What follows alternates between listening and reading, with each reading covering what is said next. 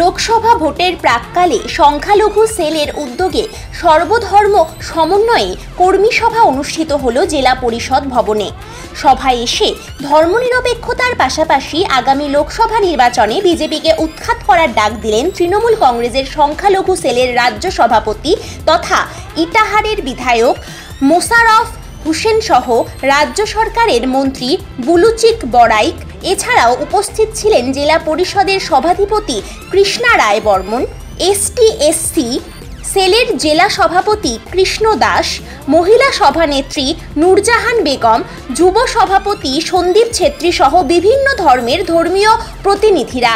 সামনেই লোকসভা ভোট, আর ভোটকে পাখির চোখ করে এখন থেকেই ময়দানে নেমে পড়ার ডাক দিয়েছেন ঘাসফুল শিবির। News bureau, Jalpaiguri. আমি মূলত এইটুকু বার্তা দিলাম যে বিজেপি প্রধান হিসেবে সাম্প্রদায়িকতা করা, সাম্প্রদায়িকতা, ধর্মান্ধতা, নৈরাজ্য সৃষ্টি করা বিজেপির প্রধান কাজ। কারণ তাদের থেকে সচেতন থাকতে হবে, আর সংখ্যালঘু ভোট ব্যাংক অটুট রাখতে হবে। কারণ বাংলাদেশ সংখ্যালঘুরা মমতা বন্দ্যোপাধ্যায় সরকারের আমলে যিনি সর্বধর্মের মূল্য প্রতীক মমতা বন্দ্যোপাধ্যায়, তার অধীনে সবাই সুরক্ষিত এবং ভালো আছে।